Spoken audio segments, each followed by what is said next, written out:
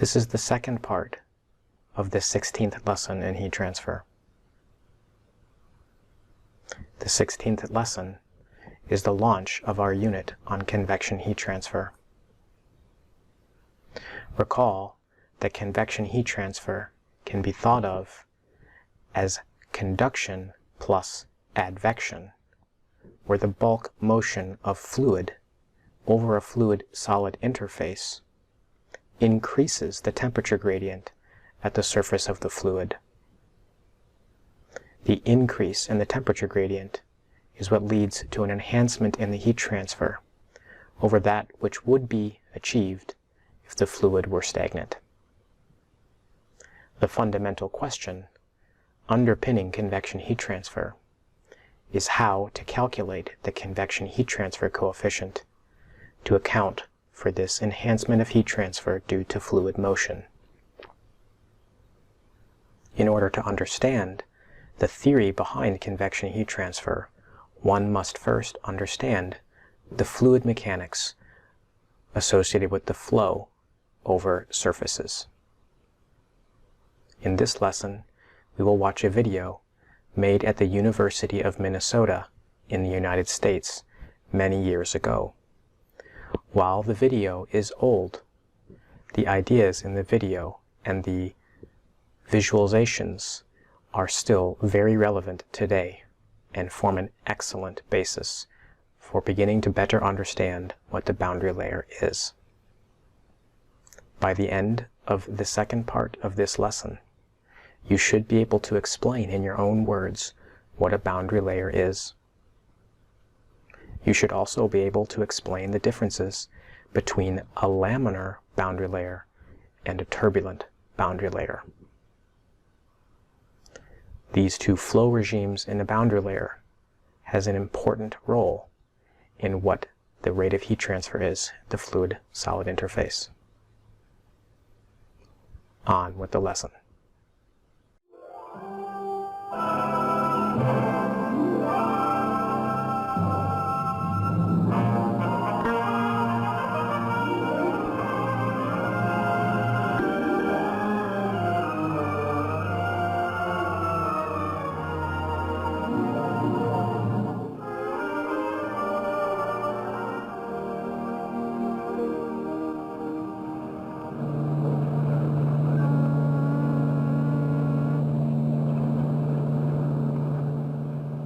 When the United States sails from New York to London, the entire Atlantic Ocean is actually disturbed by the ship.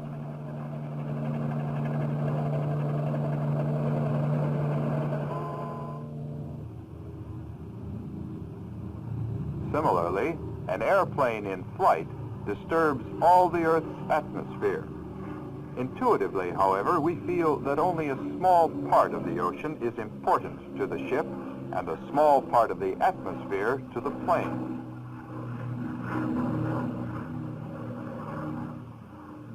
Here, a thin plate is towed longitudinally through a tank of very viscous liquid at slow speed. Observe that all of the particles in the field of view are set in motion, although with decreasing speeds far from the plate.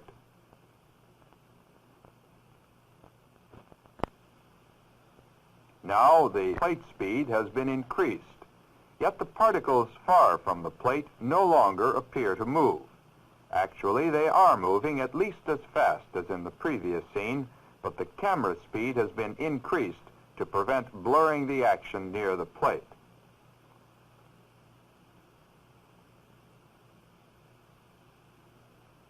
The lengths of the red lines are proportional to particle speed.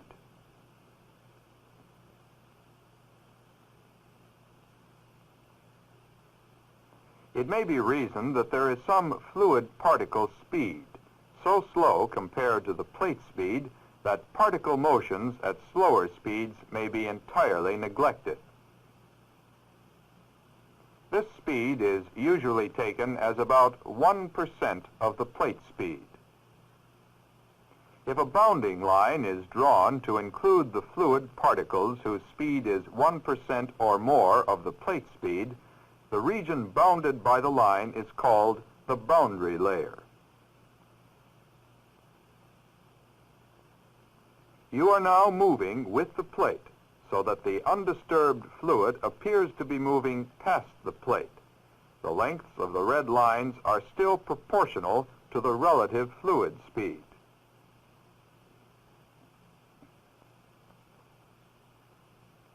The boundary layer is identical with the previous case, but it now has to be defined as the region within which the fluid speed is less than 99% of the apparent stream speed. The boundary layer grows thicker with distance from the leading edge. The growth rate is not linear, however.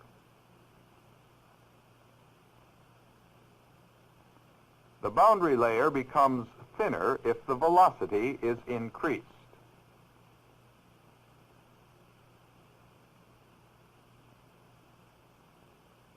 If the viscosity is decreased, if the density is increased, or if their ratio, the kinematic viscosity, is decreased, the boundary layer also becomes thinner.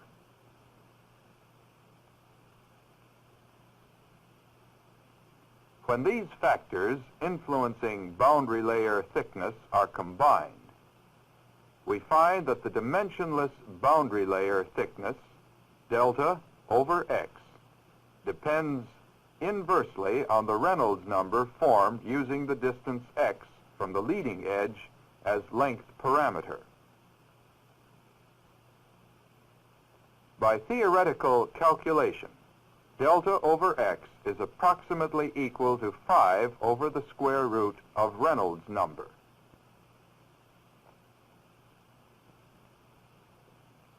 In air, boundary layer development is the same as in liquid at the same Reynolds number. Identical laws hold for all fluids, whether liquid or gas, at least as long as the fluids are incompressible.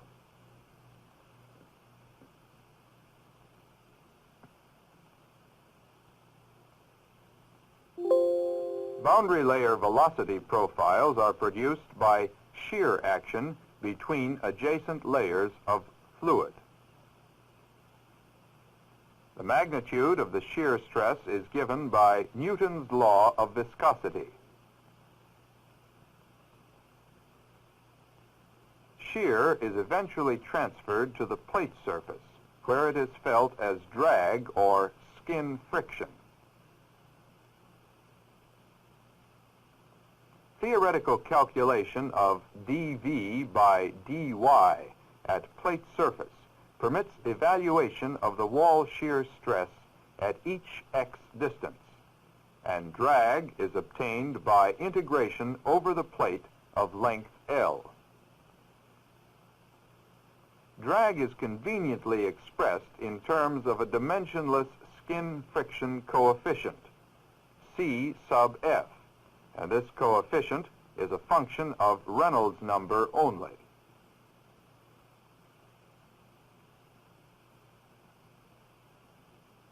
The flows we have been looking at are laminar flows, but laminar flows and their associated theoretical formulas cannot be extended to arbitrarily large Reynolds numbers.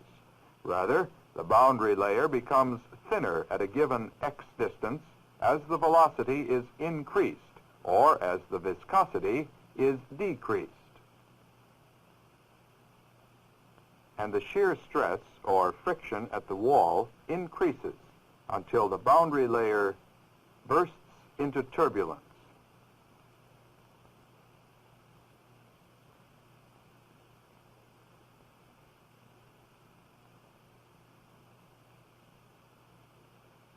Turbulent flow is characterized by random whirls or eddies as opposed to the smoothness of laminar flow.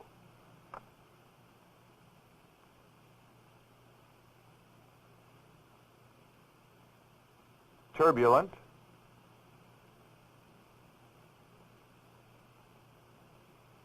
laminar.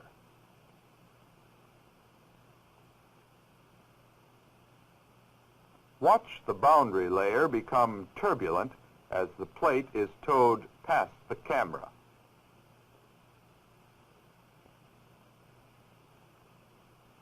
Again.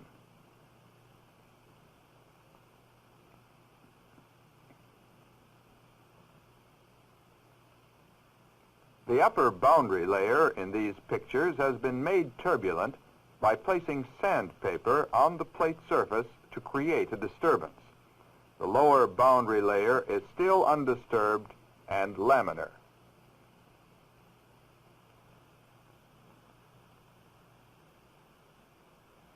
Turbulence can be generated in the boundary layer by disturbances only if the X Reynolds number is greater than about 100,000.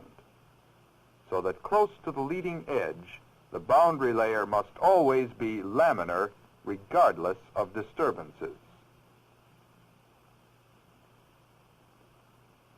A transition region of intermittent turbulence connects the laminar and turbulent portions of the boundary layer.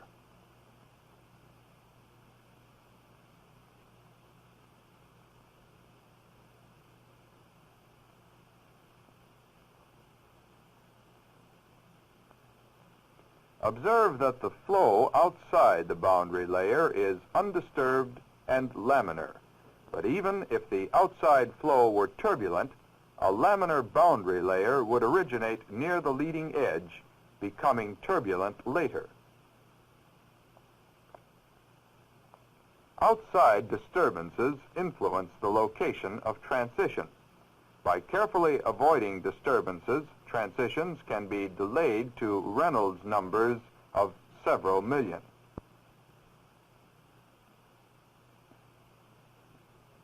Here, a turbulent river flows over a dam. A boundary layer originates on the concrete surface at the top of the dam, becomes turbulent, and thickens until it reaches the water surface where it becomes visible because the small, intense eddies of the boundary layer turbulence entrap air from the atmosphere. The original river turbulence is invisible because its eddies, which originated on the riverbed far upstream, have decayed. A turbulent boundary layer is thicker than a laminar boundary layer at the same Reynolds number, and velocity profiles are much flatter in the turbulent case. Shear stress is no longer given by Newton's law of viscosity.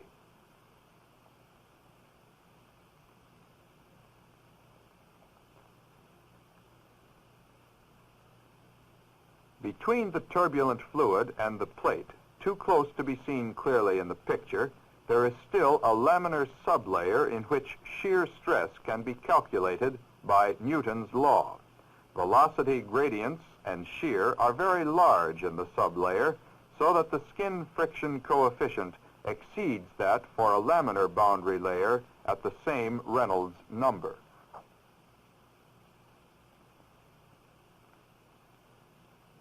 Since the boundary layer near the leading edge of a plate is laminar all of the time, the integrated drag on the plate is made up partly of laminar and partly of turbulent friction after the boundary layer becomes turbulent. Because transition depends on the disturbances that are present, there may be more than one value of the skin friction coefficient for a given Reynolds number. However, when transition occurs near the leading edge of a long plate, friction of the laminar part is negligible compared to that of the turbulent part, and there is a unique relationship between skin friction coefficient and Reynolds number.